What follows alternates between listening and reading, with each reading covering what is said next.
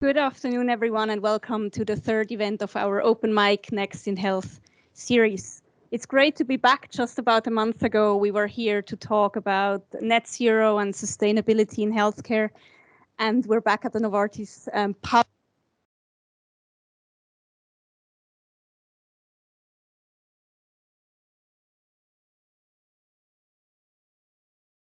area, site on the Novartis campus, where we host around 25 digital health startups. Our organization works as a catalyst for innovation and progress.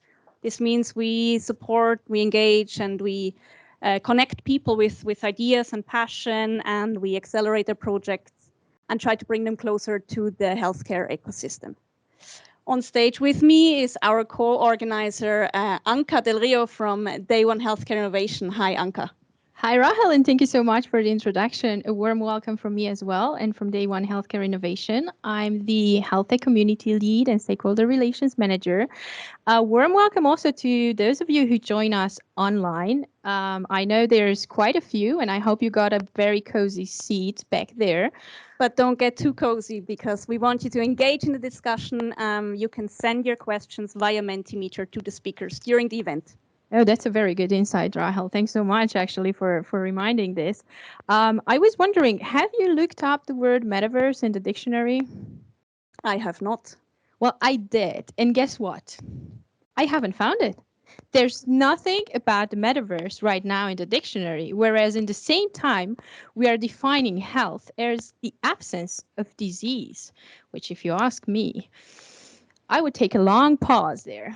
So today, I'm just wondering, how can we really navigate this virtual world that's still being defined as patients and healthcare providers?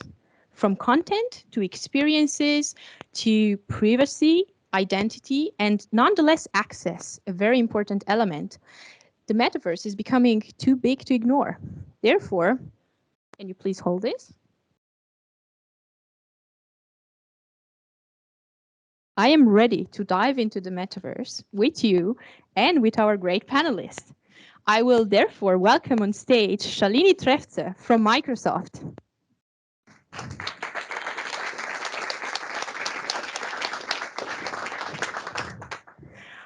I will furthermore ask to join us on stage our speakers. Vo-Reinhard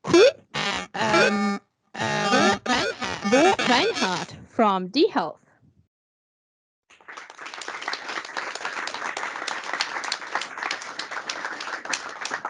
Denise Silber from VR for Health.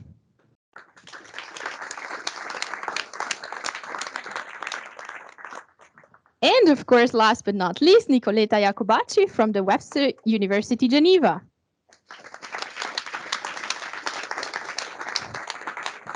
And with this being said, I'm actually ready to go into the metaverse. See you all later.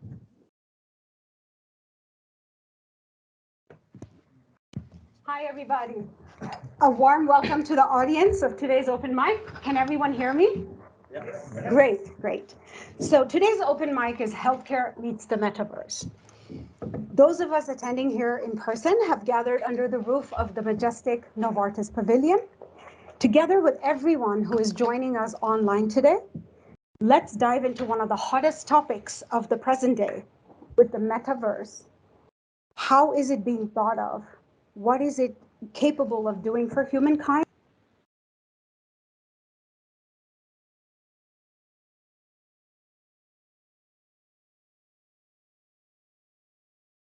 Say that on purpose, healthcare recipient in the metaverse.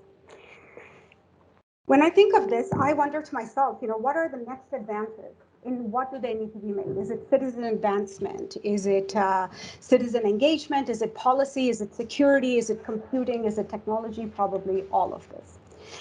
That can help us realize the promise of a secure and excellent healthcare recipient journey in the metaverse.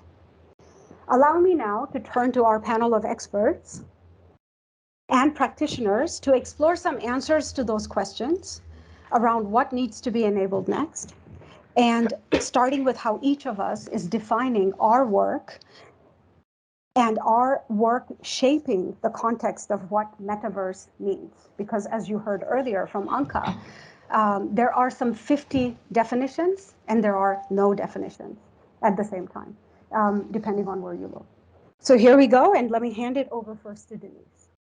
Thank you so much, Shalini. Everybody can hear me? Yeah. Great. So I'd like to start with something that you're all familiar with, which is the fact that in healthcare, the information technology is always a derivative of general technology. For example, when they started to create health websites, it was because there was the PC and the web. When we created mobile health apps, it's because somebody had created a smartphone and app stores.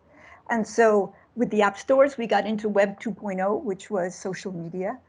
And now, if the technologists are right, what will be happening is that we will be moving as a society, including healthcare, from a world that is flat, where we are watching in 2 dimensions on a screen as observers, to a world in 3 dimensions where we are watching it firsthand.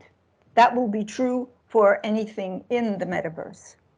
The only issue, and we can talk about that at the end, is the fact that we're not ready for everyone to be in 3D. Not everyone has the headset, and there is an issue of computing power. I first became interested in the use of virtual reality, which is a precursor of the metaverse, because it is not in a virtual world or a series of connected virtual worlds. The virtual reality has 2 main uses, one could say, for wellness and for therapeutic purposes. In wellness, we are seeing an emerging trend, which is corporate wellness, and also for healthcare professionals. Corporate wellness programs where people who work in companies see themselves receive the idea of having a headset and doing a program at their own pace. So they may or may not be connected to other people, and they may be in one specific program that may well even be locked into that headset. In hospitals, professionals, healthcare physicians and nurses who are in trying to avoid burnout may be offered to do wellness programs with it. And then as a result of seeing how well it works, because it captures you, you are fully immersed, your brain really cannot think of something else. There are other related uses which are therapeutic, and there are 3 that are quantitatively leading in the forefront, which are anxiety and pain, that are 2 that are themselves related, and physical therapy. So anxiety and pain, you can imagine in hospitals around the world, there are all the very painful procedures, biopsies, various kinds of measurements, needles, evokes both pain and anxiety. And there are many studies showing that it works, and there are thousands of centers around the world using it, including for something that they're starting to call virtual sedation. For physical therapy, slightly different. You're still wearing the headset, but the idea is that with the eye tracking, which is happening in all cases anyway, you could be improving, for example, your vision with respect to lazy eye. You could also be using it with the controllers to be improving your posture, your arms. Depending on how you're looking, you could be with a physical therapist and understanding how to move a prosthetic, a leg that you no longer have, because you're seeing it as though you have it. So this is a very popular use as well, and many physical therapists are also proposing it. We saw, I have been observing and being a consultant in this field, we saw that there's a big issue, which is that people aren't aware that there's really a therapeutic side to it, because they think that virtual reality headsets came from gaming, which they did. That's where I first heard about it a number of years ago. And when I stepped into it and saw that you could go right up and down in a glass elevator, or that you could be shooting things with your eyes, I could feel personally how efficient this would be. But most people have not had that exposure, because that's not in the line of their everyday situation. So we created in 2020 the VR for Health platform that has hundreds of videos that you don't watch with a headset, but that will give you an idea of what I'm talking about. It's a picture is worth 1,000 words, a video even more. And that has the latest news and a directory of the solutions companies, because now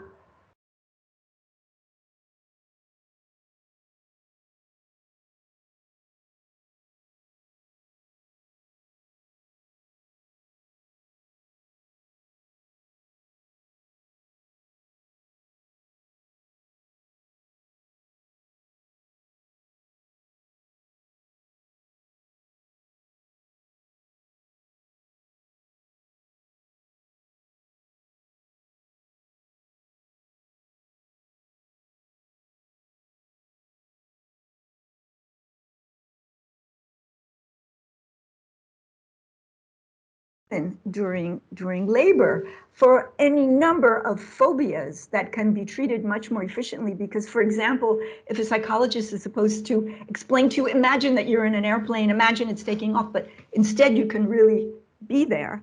So what are some of the issues? I mentioned there's acquisition of the headsets and problems of inequity that could occur, which goes along with the computing power and how many locations could have 5G and more. And then that leads us into the question of the earth and climate change, and it leads us into questions of the economy.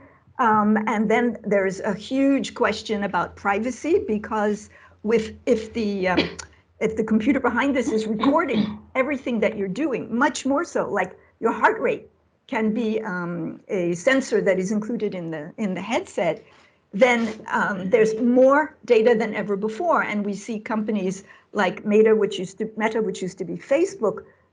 Do you want to use them? There are, on the Oculus Quest App Store, there are healthcare apps. So do you want them? Now they're saying that they're not going to, et cetera, but where do we go with all of these issues? So that is what we will be Great, discussing. thank you so much. And in fact, I really hope that we can trigger the audience to talk a little bit more about what you and I discussed when we were preparing, such as what is there beyond the distraction element?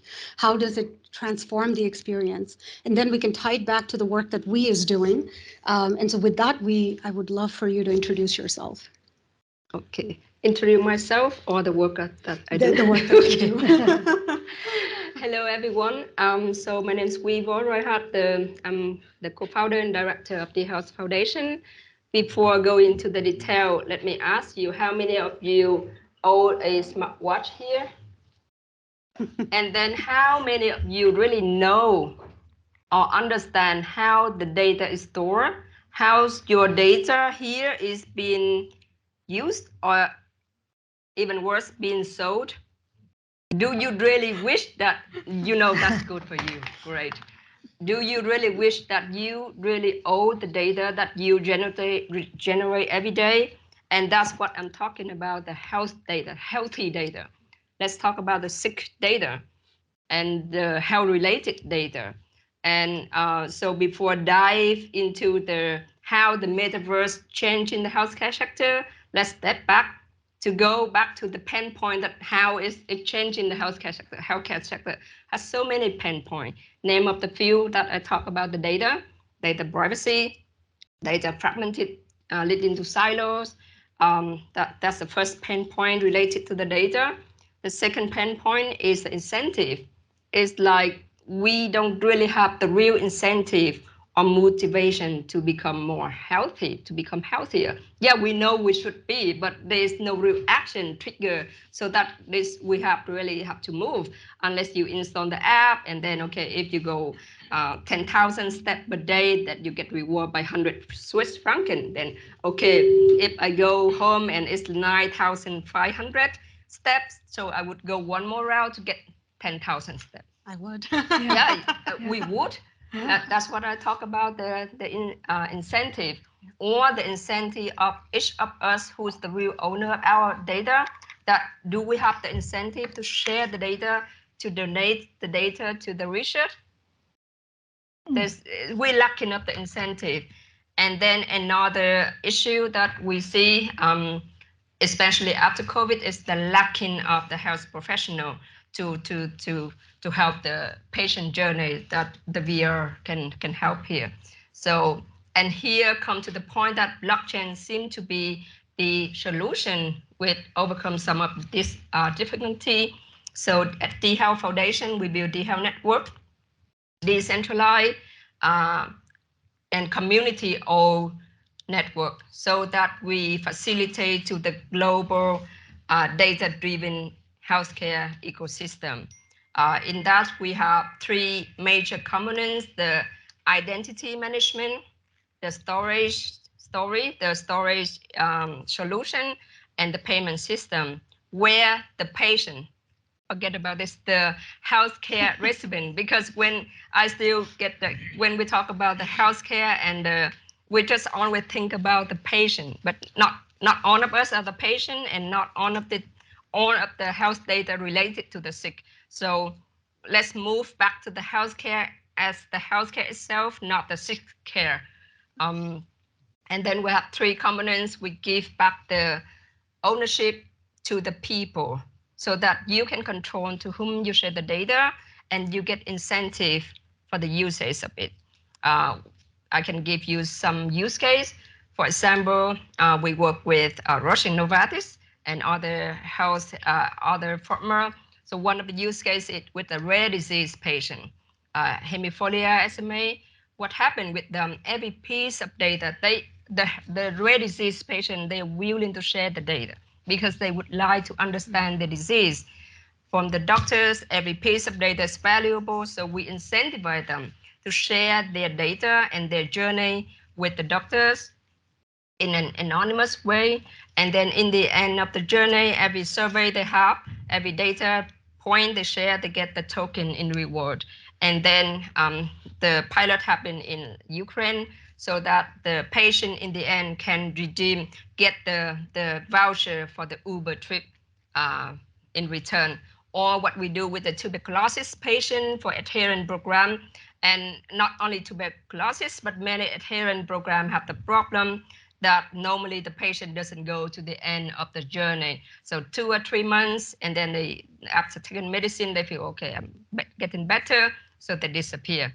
6 months, 9 months after, in the end, they go to the doctor asks, do you drink medicine regularly? Is it any different? So you only have the beginning and the end point as the doctors, and as the patient, you are missing the whole real world data and the whole journey. And here we incentivize the patient, share the data and the journey to the doctor.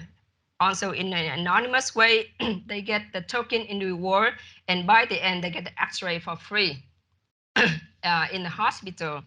And in a way, we try to create to fill in the gap of inequality. Let's say a patient, a tuberculosis patient, we don't have it in Switzerland, but a patient in Switzerland with the data set as equal as a patient with the same data set in Nepal. And that's what we say is equal in terms of the currency, the digital currency that we try to create. But let's step back to another point, that we talk too much about the patient, which is not true. Nowadays, we move to the prevention. So we have many other applications into the Web3 that we incentivize the patient to become healthier. So with the integration to Strava, if you have the app Strava, so we don't have to create the new app, but with the integration with Strava, every running or every healthy activity, you get reward in DHB. It's our cryptocurrency, and then you can convert it into different medical and non-medical services. In a way, we collaborate with the corporate, so corporate wellness. And then all of the CEOs really like it because they can incentivize their employees to be healthy. And then, for example, one of the companies we are partnership with, every healthy activity, they do the running together, and then they can redeem it in the flight ticket. So you just go running, you get the reward, and then you redeem in the real services that another company in the corporate have. In a way that it's a win-win situation that, okay, everyone move, the company get benefit, and we move to the prevention. Indeed. So yeah, conclusion that to prepare for the metaverse, because in a way it's the digital version of yourself. We should protect our data and data privacy as in the real life. And the technology is there. What we, I mean, the trendsetter have to do is to be sure is cover everyone, leave nobody behind, because like VR is, I don't know, is for the really advantaged group. What about the disadvantaged population and the old people? For sure, my children generation, they would have the avatar of themselves and they would do everything on the metaverse. But what's the old people? I consider myself old. I don't do this. But if I could do a simulation of taking the medicine, if I have a disease on the metaverse, and then I see how would me, myself, my body would react, that it would be great. So we as the technology sector, we should cover every kind of population so that it's beneficial for everyone. Definitely, and you've again raised something in common with Denise. Two things actually. One is incentive, the whole concept of incentivizing, and then right alongside that, hand in hand with that, goes the question of who is incentivized. Certainly us in this room, we can fairly assume that we will be incentivized. But what about your counterparts who are in Nepal? What about your counterparts in Ghana, in maybe some other more remote or cut off areas of the world? Are they incentivized, and how? So I think this will also be very interesting to explore. And this is then where, as somebody just asked, how do you design the future of digital health and evaluate the impact of emerging technologies like a metaverse? So I think that we need to take one step back whenever dealing with such new concepts, because I still remember 3 years ago, 4 years ago, I used to do a lot of listening and talking about AI. And back then it was very fashionable to say, oh yeah, I saw Boston Robotics dog. Right? Okay, good. So did I. But what is AI? How do you anchor that into something concrete that you're working on a daily basis to add value to the world? And I found that having a definition such as what MIT says, for example, is AI is essentially the study and the implementation in business of robotics, machine learning, and natural language processing. I'm giving you an example. There's maybe more. And if you have something like that to anchor you, then these conversations become more than just a what if scenario discussion. They become more about how can you implement this in your work? How can you make a difference? How can you move that needle forward? So this is where, as the technologist on a day-to-day basis, I want to share how I'm anchoring this, and then we'll come back again to address such questions as how do you design, and there are ways to do that even today. So basically, my work at Microsoft, for example, I'm what's called a data and AI lead. I have a customer primarily, and then I also have a smaller portfolio I support. And my job is really to look at all topics that have to do with from the time the data comes in until intelligence is generated through that life cycle. And my work is completely anchored, and I don't just say this to say it, I do it like on a daily basis. I anchor it to what my leadership is, how my leadership is thinking. And that's our CEO, Satya Nadella. And he says, we develop AI and we pursue it because we want to empower. Who do we want to empower? Every person, every organization. Where? On the planet. So it's a very inclusive statement, and we empower with the tools of AI, but with a specific purpose that these people can then go use that in their expertise to solve the problems of economy, to solve the problems of society. So I think about it like that when I'm looking at somebody who is doing, for example, research in VR, or who is looking at how do we apply this to patient care. I'm thinking about what can they be enabled to go off and do with their expertise. And we have, and so does a lot of enterprises. So one way to look at this would be to say, what is this concept of metaverse for that company anchored in? For Microsoft, we are anchored in 6 responsible AI guiding principles.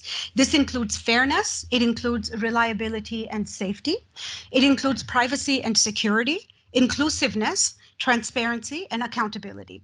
So as a company, we internalize this, not just in terms of what they philosophically mean, but within the technology. It's just built in, baked in.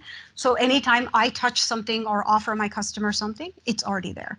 And within this framework falls all the work that I'm doing, for example, in the case of the metaverse. And it's primarily around industrial metaverse. Questions like, okay, I've got an expert in Japan. My machine is failing in South Africa. What can I do? Another machine is also failing, and this one happens to be in Brazil. What do I do? So to be able to bring a data platform together that can enable, with AI, a simulation of what-if scenario, like you said.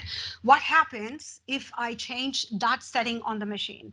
Let me put on my mixed reality gear, and I'm going to sort of manipulate this machine in virtual time as a digital twin. Whereas you are seeing that impact happen in Brazil, you're seeing it happen elsewhere in your location. So this is the kind of work that I'm doing on a daily basis. And using this kind of anchoring, I want to now come back to Nicoletta's work, because it sort of ties in the bigger questions around how can we actually do this in the right way. So please, Thank you very Nicoletta. much, Shalini. Good afternoon, everybody. First, I would like to thank Day One and Novartis for making me part of this important but also needed conversation. A little introduction on myself.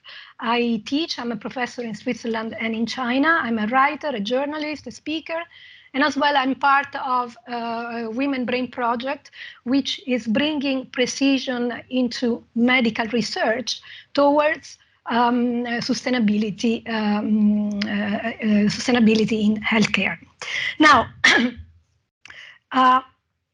in short, what I do is that I focus on the pros and cons of innovation, which means I deal with ethics and emerging technologies. Today, we are going to talk about the metaverse and the fantastic opportunity which this technology is going to bring to healthcare.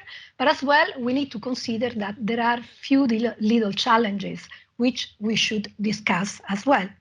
Now, one of the characteristics of the human being is that we are social animals, gifted by technology, technical tools that allow us to, through human history, to actually shape the way we interact as people, as a community, as a state, as civilization. So technology, we have to say that affect people's lives. And for example, in language, technological tools allowed us to actually have writing, and then to have audiovisual, and then to have the internet, Web 3.0, and today Metaverse and virtual reality. And we have to say that healthcare, and they just said that, but we are going to discuss probably a lot more, is living a sort of golden moment. But as I mentioned, we have to also consider some challenges. For example, the one that actually I would like to mention, and it was already mentioned a little bit, is the fact that not everyone is going to be able to take this opportunity to actually have the possibility to use the metaverse. And also there are going to be ethical challenges. Since a few weeks, I'm part of the European Commission Ethics and Integrity team in innovation.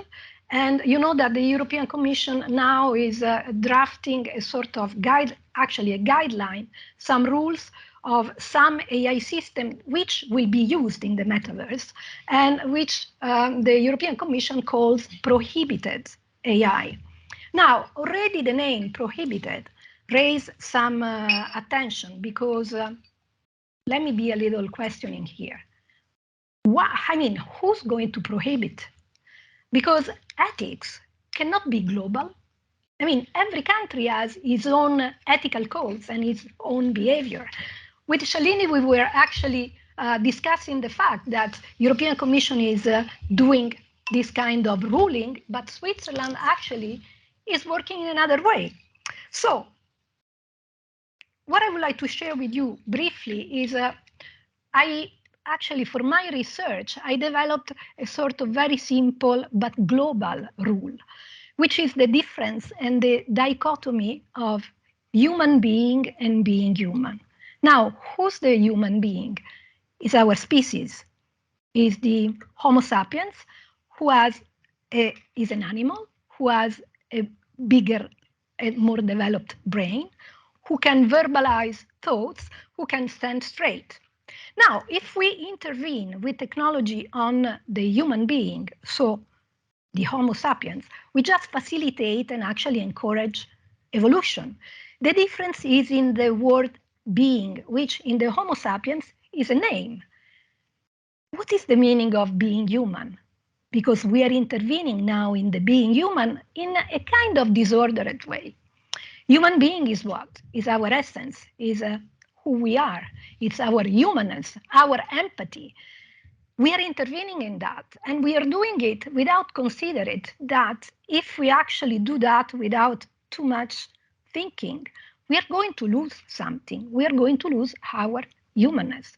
Being human means that you are in front of a sunset and you get mesmerized, or you are hearing an incredible music and you are going to be taken away. It's falling in love, it's having children. And I mean, the essence of being human. And actually with technology, if we are not really, aware, and believe me, I'm a technologist. I meditate with brain scanners, so I'm really a technologist. But at the same time, I would like to raise some awareness, not really for us, because we know what is reality, but for the younger generation. Not only for the Zoomers, which are empathic and they know, but I'm talking about the alpha, the one that are born from 2010 to 2025. What is the actual future we are going to bring them?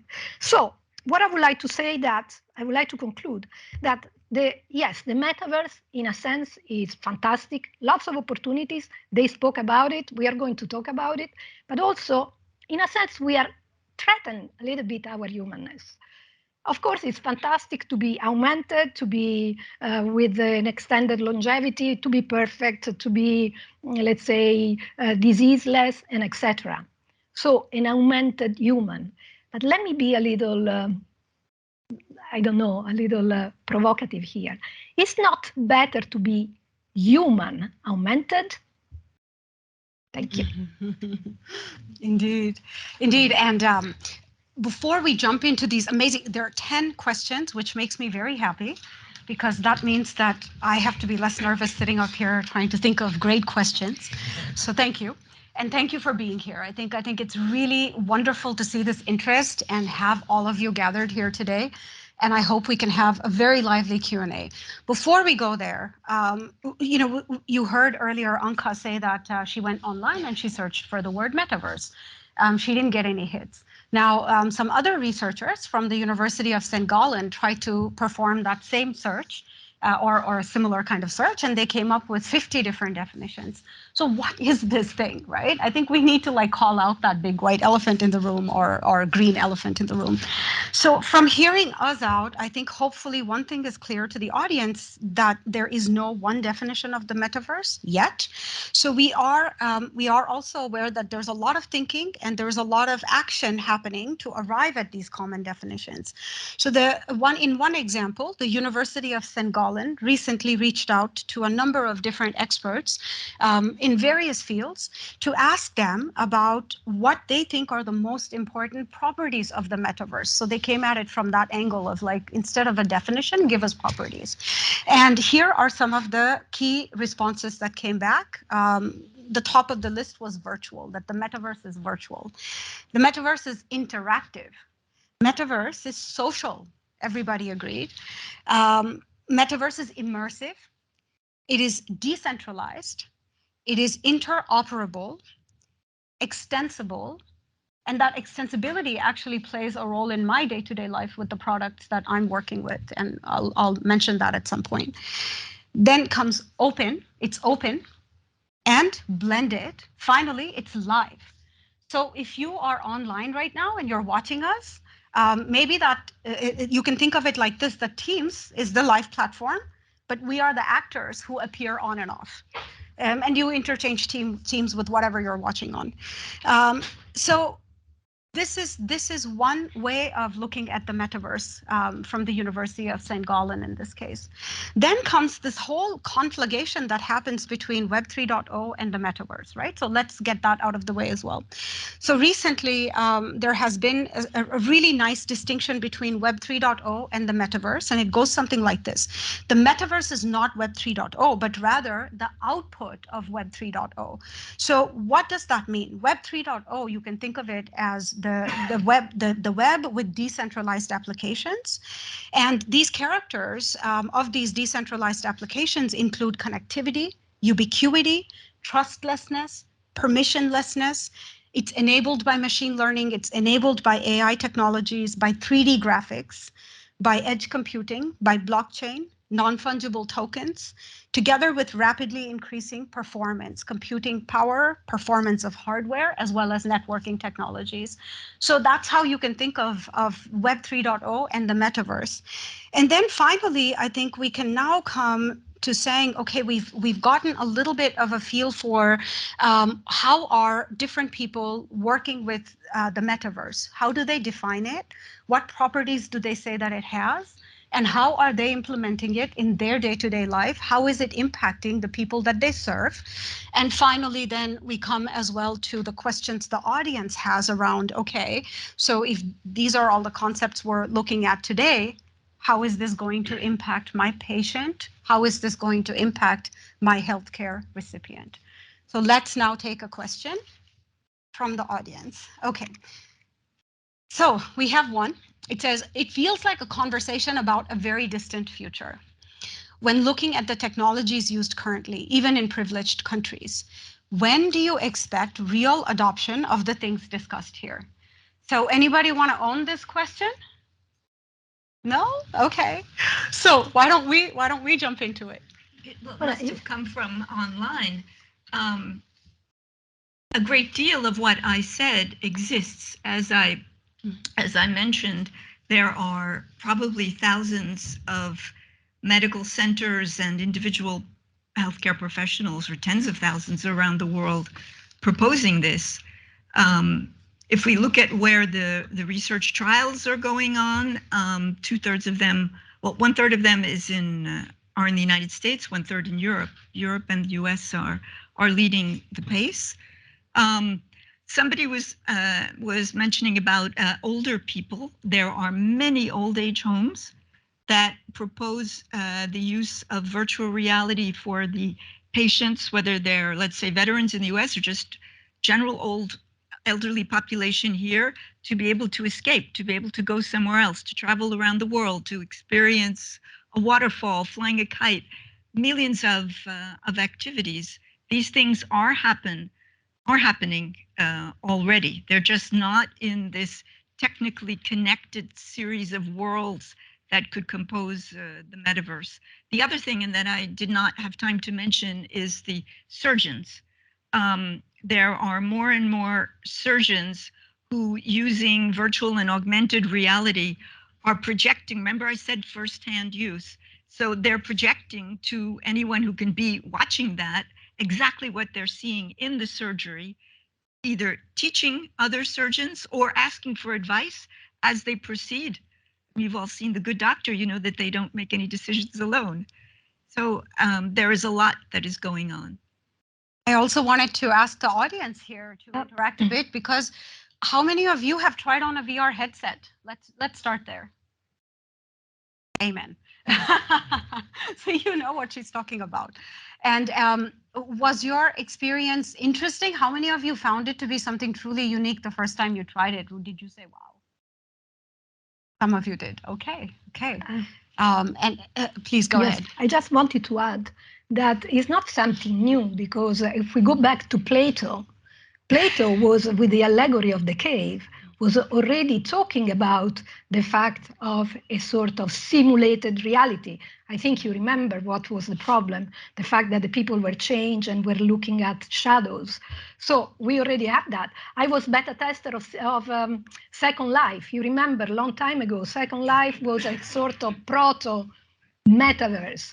So the point is that we need to accept and we need to actually, in my opinion, again, protect our real life, to have the two of them actually talk to each other, not to build parallel realities, but actually integrated realities. Yes, please. I think you're absolutely right.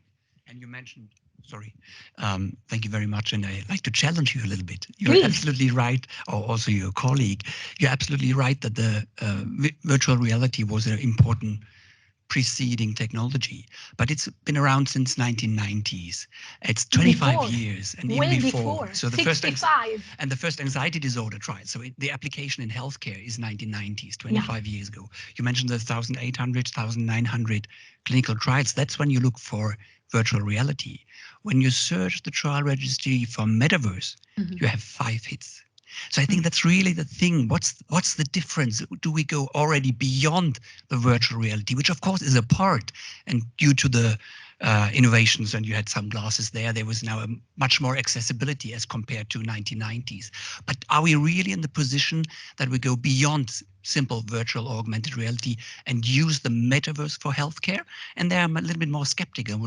I think it's really important to see how do we still are human in this new world. But it's a little bit more about the future than we wish to. So how do you define metaverse in your experience? Well, so like you said, there's so many people who tried and they would know much better. For me, there's several elements. So of course, it's the mixture between the real reality, augmented and virtual reality. So that's more from the the technical side. Then there is the notion of have some continuity. So it's there even though we don't frequent it. Okay, so that's the difference when you give a headset to someone with pain. He put it on, the metaverse or the virtual reality is there, but then it stops. Okay, so but the metaverse is something that is continuing. And then we have the social element. And of course, we have all this question about having a virtual self, the avatar. So we find a lot of this in the gaming world. So I would add it's beyond just one reason. So it's not beyond just gaming. So it's kind of representing a world where we have several opportunities. So yeah, I would like to say something to that was very interesting comment, which is I really think we're on the border of it, on the verge of it. If I take something like Outspace, which is a community channel of virtual reality, and it's always open. You can get on, you can get off. And now think about how social media communities developed for patients. There's no reason, putting aside privacy and all the things we mentioned, why people couldn't create support groups in Outspace for being afraid of flying and discussing it. And then you have really the metaverse because it then answers your questions. Yeah, I can just only add one thing. That from my practical point of view, so technology infrastructure is really easy for the mass adoption. What is lacking is user experience friendly. So that's all we have to do. Big tech, big company, small company, all we have to do is to make it useful, user-friendly for all kind of users, mean not only the young generation, but it's really easy. They are on into metaverse already, but also for the other and disadvantaged population as well. Indeed. And it's 80% of the process. And that brings us back to this whole question of, is there a stream that's just running continuously somewhere, and you as a human have the choice to plug in, plug out, plug in, plug out? And that itself is not a new concept, is it? The whole stream of consciousness that supposedly some philosophers argue connect all humans, except this one's powered by computing power, and it's a little more tangible maybe. But there's that. There's also a very interesting question here around sharing of data. So the question is, what is the real benefit / risk equation of donating your data beyond free Uber rides and flights? Okay. Let me change that word donating, if you don't mind, to, let's say, sharing, because that data doesn't have to just be given away. And maybe you have a rare disease, as you mentioned earlier, and then wouldn't you want to share your experience in maybe a patient community or elsewhere, so you and others can have a better chance. And so I'll let you handle that. Yep, definitely. I mean, the Uber voucher is just one of the example of converting your health data into something like medical and non-medical services. But in the end of the day, we don't know yet. At some point of our life, we are the patient. So for open innovation, data sharing is also really important for research. And also when we take back the ownership of our data, we should have the incentive. Means when we donate the data, we should get something out of this. It's not because currently it's being used and being sold. And what we are trying to do is to give back the ownership and also to give something that the patient, also the people, not only the patient, can get something out of this. I see. When you mentioned, for example, this diversification between healthy care data and patient data, could we zoom in on that patient data? Can you explain a bit about in your work, how is that actually working? Yeah. Maybe with a disease example, that would be great. Just for example, we have so many health-related data. So healthy data generated from all of the device, so those one already verified. The data from the GB or the hospital in the lab is normally associated in a database of a hospital. And later that is it being used for whatever purpose, could be in research, but could be whatsoever. You don't even know, and you have no way to trace and track back. So what we are trying to do is the patient have the right of the right to be the owner of this data set and can say, okay, I can guarantee with this group of researcher can access this set of data, and then I get some incentive out of this, either the token or sometimes you just donate it to the researcher, and this happened for real. And what are you noticing? What are the patients trading it in for typically? So for example, for the tuberculosis patient, 8 out of 10 patients, they just adhere more because they know, okay, if I just report to my doctors that in the end of the day, his prescription in the end is more precise to what my disease, my journey, and also I get the x-ray for free. It depends on the country. Like in Switzerland, you don't have to pay for that, but in some country, if you convert your data to something that is, you can buy rice, you can buy bread on the table, they would do that. Also to maybe take this one step further, is it possible that there could be a platform or a methodology by which us in Switzerland could say, I want to turn in my tokens to benefit a patient in another country?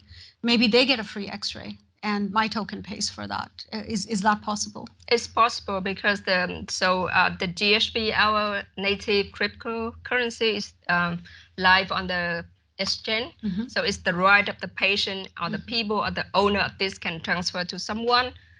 In a way, you can donate not only data, but also your asset to somebody in the less advantaged population. I see. And what's an asset again? DHP. DHP, okay, all right. I just wanted to go back a little bit on sharing, the fact of sharing. This kind of activity or this kind of behavior, we should bring it to school. We should bring, because we need to be educated. And actually the Zoomers are the more ethical, more empathic generation. So if we bring this concept to school, would be fantastic, because at the end, they're going to be the one creating and using these technologies. So we need to inform them, to educate them. And in this way, probably your work is going to be faster and more widespread. In a way, yes and no. Because for me, what I see is the young generation is really easy. They're tech savvy. You don't have to do anything. They have huge incentive to explore the world. I mean, what we are trying to do is we have to close the gap. But they can be the one closing the gap. They can do reverse mentoring. Yes, that's true. Excellent. Indeed, and quick note to the organizers, is there any chance to shut these blinds? I think the front row is cooking a little bit wherever the sun is coming in. They need the lights. They need the lights for the video. Oh, okay, for the video. Yeah, you can't. All right. Yeah, you can't. Building on the front row cooking in physical reality, I did want to say that I hope that this will be a big area of exploration, which is the impact that all of these technologies will have on the physical and mental being of people who are choosing to spend hours and hours a day and will have to, because, or take the example we talked about, digital twins, you might, for your work, you might be running a hospital a technology system as a digital twin, and you spend all your time looking at everything that's impacting it. Or you're a child in Roblox, there are 40 million of them. So we don't yet know what will happen to someone who spends so much time in these metaverse type environments. Indeed, and that's something we should definitely address, also from an ethics point of view. Oh yeah.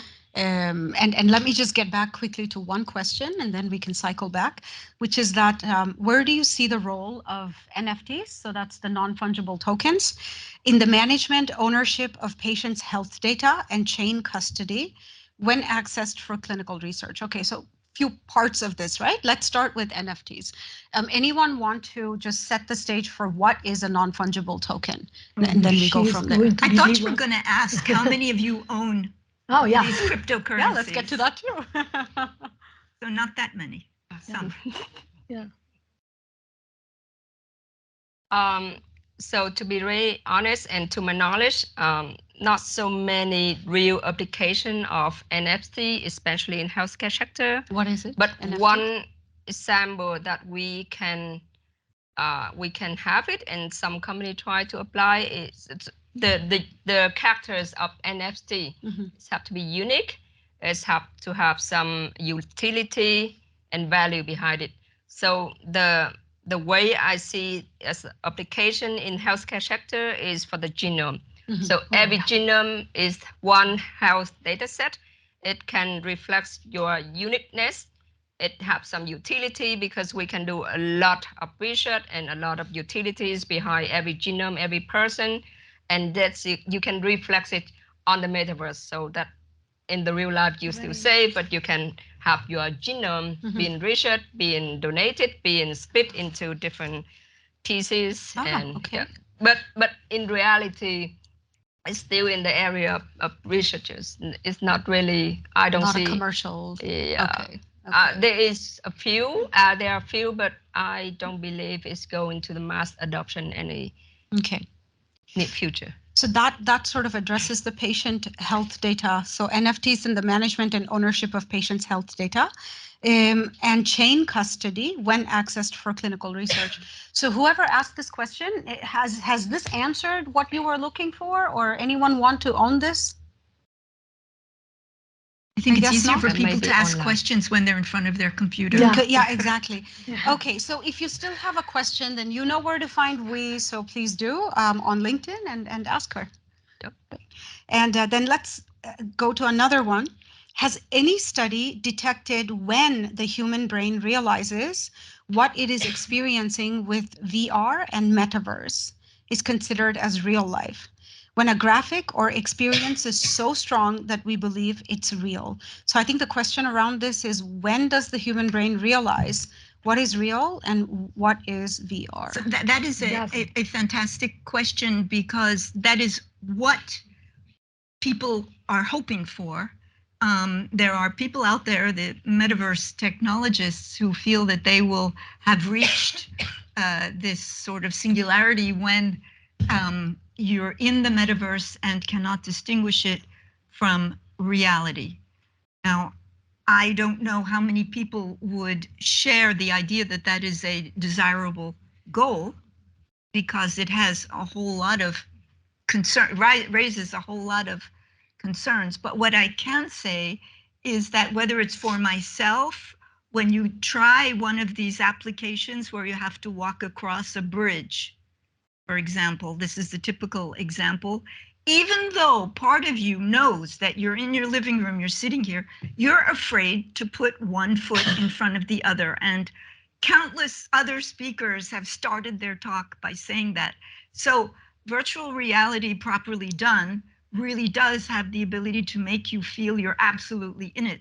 Otherwise, we wouldn't get the results that I mentioned earlier about the phobia treatments that are really working very well. Physicians and nurses, many have told me that when they go to do a biopsy, a painful biopsy, so they put on the headset several minutes before, they may well not say to the patient, this is virtual reality. They just say, I have something to help you. So they put on, do you agree? Yes. So they put on the headset and then they wait until the procedure is finished. The professional waits a couple of minutes and then says, okay, it's over. And they tell me that most of them don't realize that it started or that it's over. They have been so captured in this immersive technology. But even though you have tried on headsets, maybe it was for something that was not for that purpose. You were just there and you really knew you were still in your living room.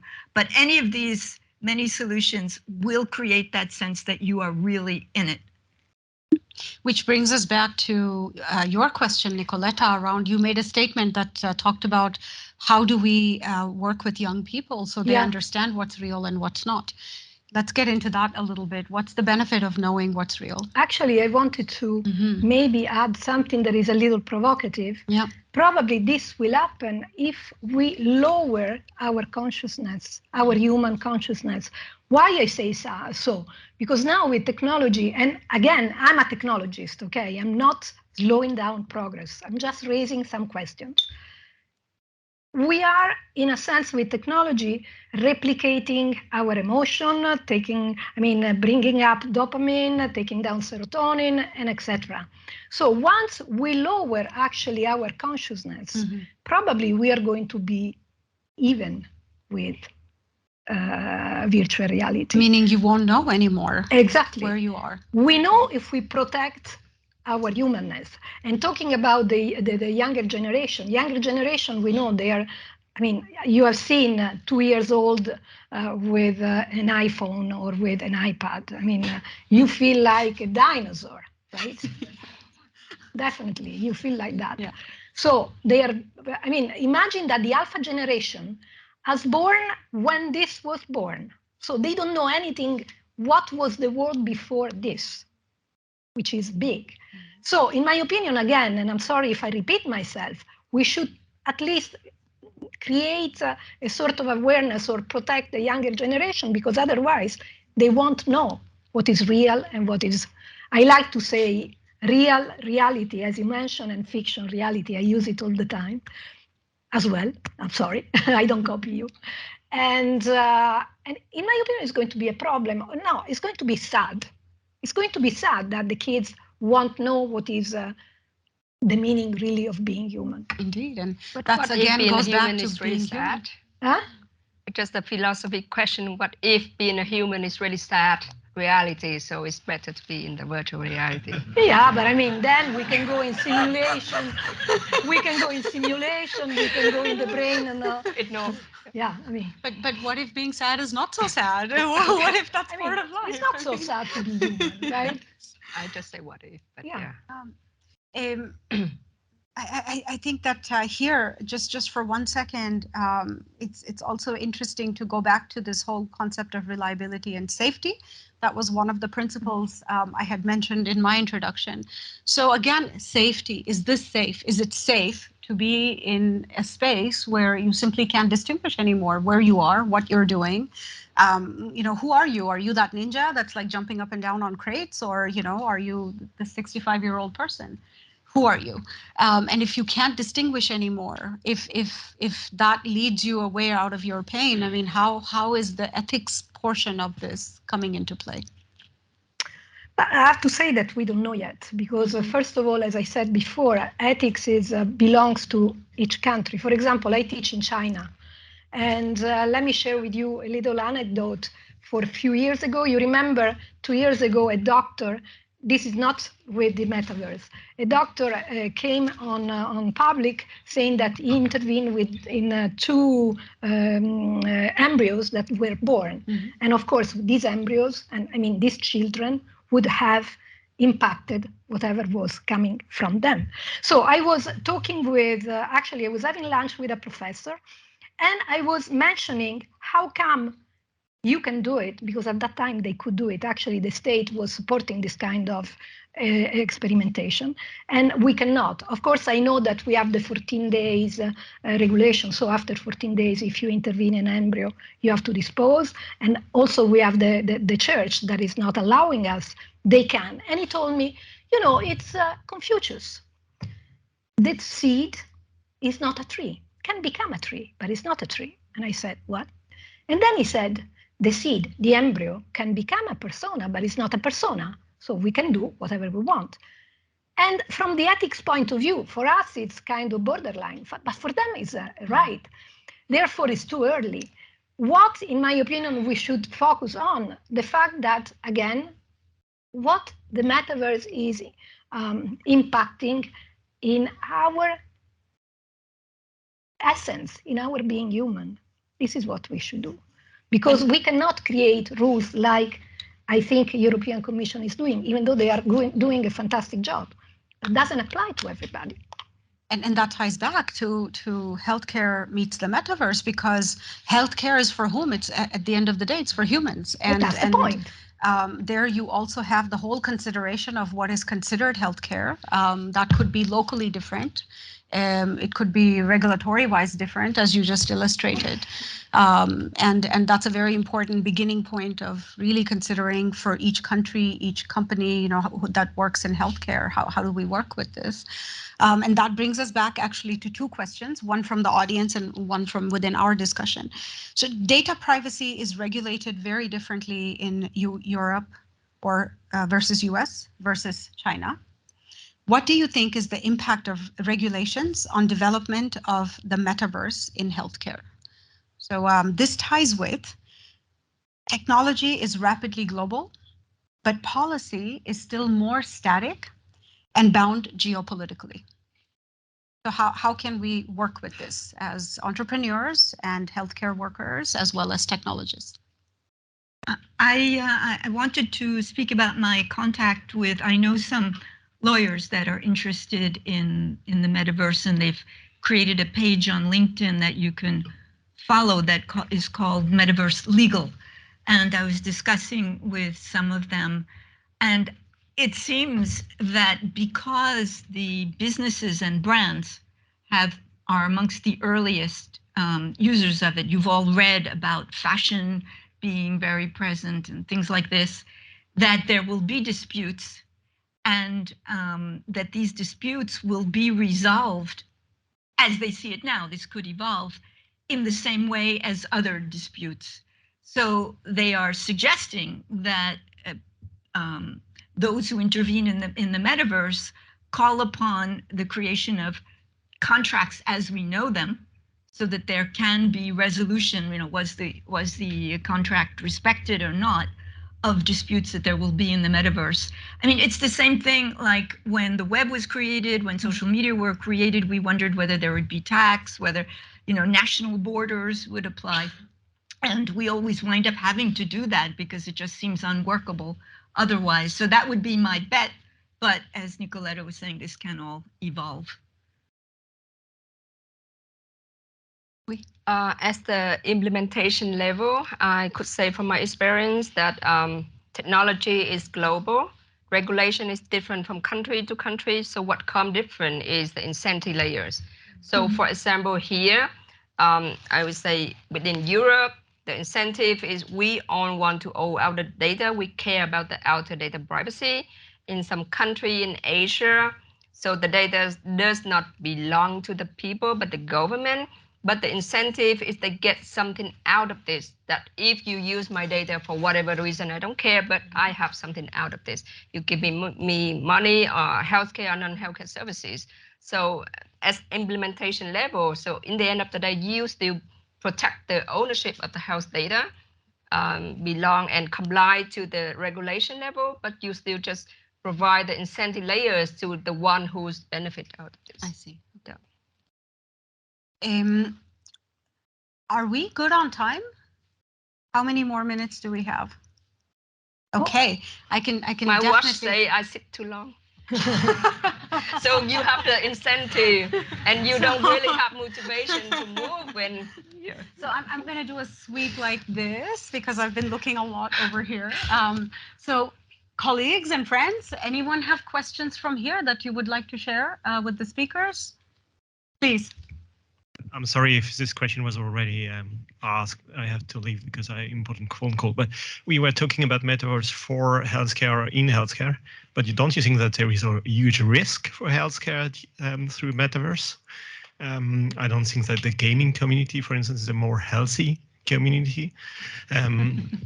If we go in the direction of Matrix, because it seems that we go in this direction, they don't use a headset, but a plug in the brain, I think it's not really healthy. So what do you think about the risk? And maybe it's very important to evaluate the risk before we think about opportunities. May I challenge you slightly? Yeah. Okay, so let's say you went on holiday and you went to the Maldives, had a fantastic time. But then you had a health problem. It turned out to be pretty serious, and where you were, they didn't have the ability to treat you. And a doctor from your hometown, or where you normally go, was able to access your digital twin and try a few what-if scenarios and support you remotely. Is that a good thing or a bad thing for you? That's for sure a fantastic thing. But I think the people will not travel anymore because it's more convenient to be on their couch and experience. No, that's really like this. And people will not move anymore. I think so. Because it will be, the person will have a life which is more convenient. Yeah. They look better, they are healthier in this parallel universe, and they will not live their own life in the reality. I think there is a risk, at least, that this happens. After 2-3 years of the pandemic, the airports today would not support your statistical conclusion. But I agree. Yeah. But actually, yes, I agree with him because technology is sexy. So technology, when we embrace technology, it makes us lazy. For this reason, again, we need to nurture and protect who we are. As real humans. Yeah. Yes, indeed. And there's a couple more questions here, and then a last one on the iPad. So please.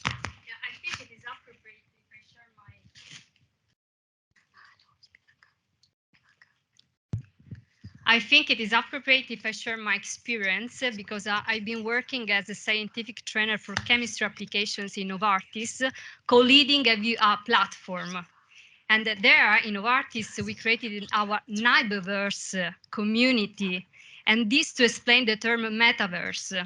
So we adopted the term metaverse and we created the Nyberverse to say that we collect people, users, using this platform. So what makes different VR from a metaverse is the fact that you can connect people.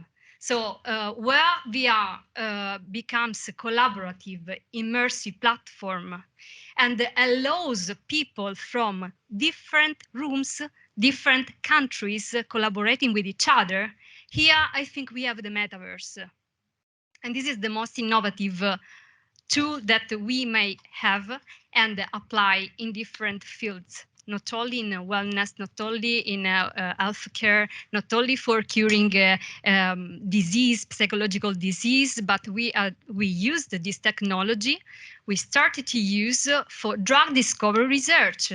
So, and we use this for collecting people and being in the same virtual room, virtual space, and we were able to discuss about the same thing at the same time with our avatar. And this is really, really very innovative. But of course, there are some limits. People, not everyone is prompt to use this technology because it's something extremely new. Maybe younger people do with pleasure, but old a little bit less, and they need to get familiar, to get used.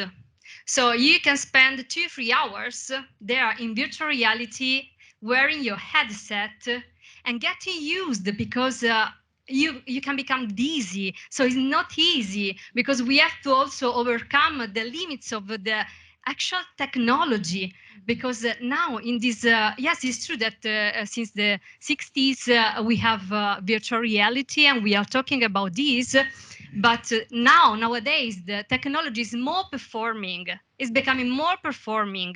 So now, why we don't have the metaverse term in the dictionaries? Because now this technology is getting even more, even better, more performing. The graphics is becoming much better. So this is an incentive for people to use it. Yeah. And where we have to look at the ethics in all the fields of the use of this technology. I think we should, this is a personal thought, we should set a limit. We should see the virtual reality or the metaverse as an advanced tool to implement many things that we've been using already in our job, in our field, in healthcare, in drug discovery research, but it's implemented and it's something to help more. So we can use this 2-3 hours, and then we have to go back to the reality. We have always interface with the people in person in reality. Like setting a limit for kids on TV time. For example. If I can just add something on what you said, thank you, because at the beginning you actually made me think about it. I was mentioning language and then writing and then audiovisual and etc.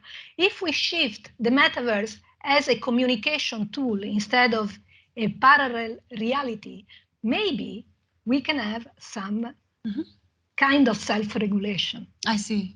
Okay, as a tool more than a tool for communication instead of a parallel reality. Yeah, I just wanted to add that I really like this comment because it demonstrates what we've been observing, which is that contrary to the arrival of the web and of apps, where business was sort of late to the game, that we are seeing many business applications that could be called metaverse-like, such as the one that she is mentioning, in all businesses, including healthcare and pharmaceuticals.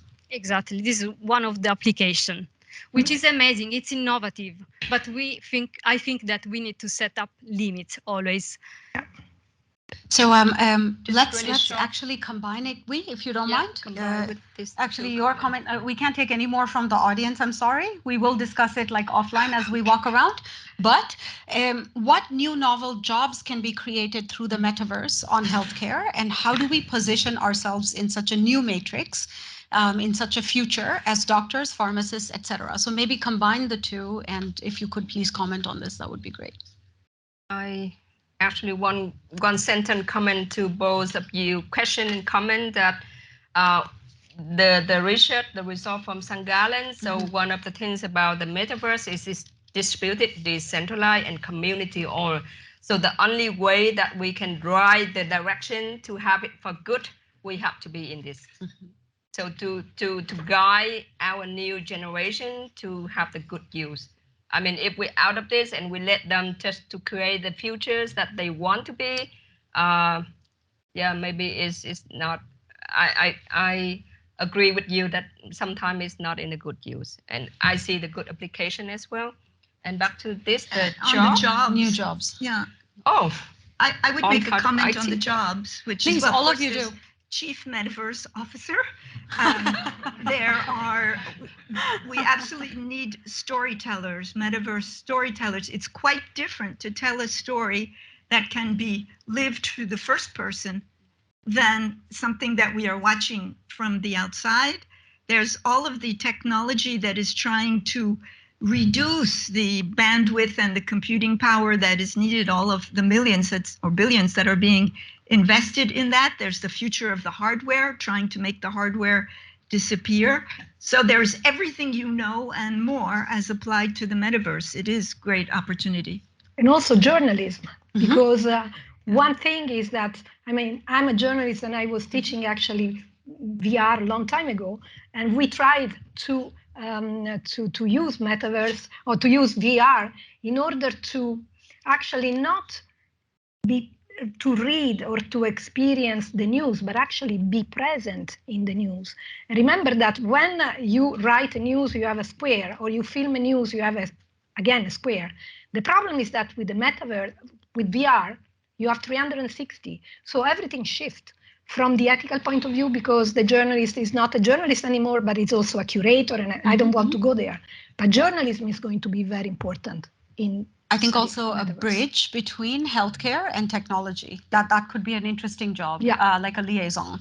And Yeah, just to go back to so what is missing in the metaverse to have it to the mass adoption. Then we fill in the gap here. The infrastructure, bandwidth, the user experience friendly. Thank you. People, or just one example that I would like to have simulation on my own digital twin on all kind of disease that I have. Then you have a lot of work here. Indeed, absolutely, and data scientists. Absolutely, data scientists for sure. And on that happy note, thank you so much. And the organizers will close the event out.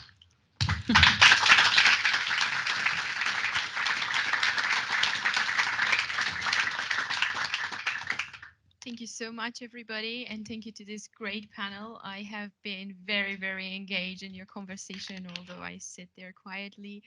As I accustomed you, actually, I have my main takeaways for today. So I just got the feeling that not only technology is moving at very high speed, and the digital transformations are actually almost going at the light speed, right? But healthcare actually has so many opportunities beyond the risks and challenges to keep up at that speed, and we can still join the journey before it's too late, so we can become part of it. So with this in mind, my main takeaway would be that as we need to capture value for patients and for healthcare providers as main actors and stakeholders of the healthcare ecosystem, and deploy. And with this in mind, I know that Rahel wants to tell you a top secret information about our next event. Thank you very much, Anka, and thank you to the panelists for this great discussion, and to the audience for the questions. Thank you very much, also those joining online. Our next event, the last of this year, will take place in December, on the 12th of December, so stay tuned for more information. Everyone on site, please join us for a nice apéro. I know we've all been boiling in here a little bit longer than expected.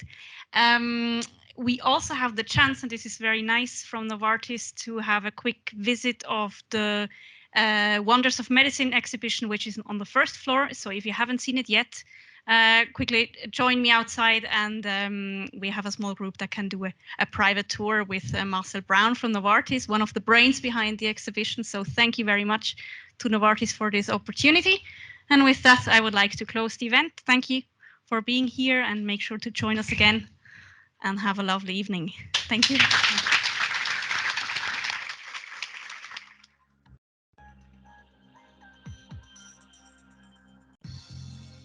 Please wake up to see there's no way out for me to be.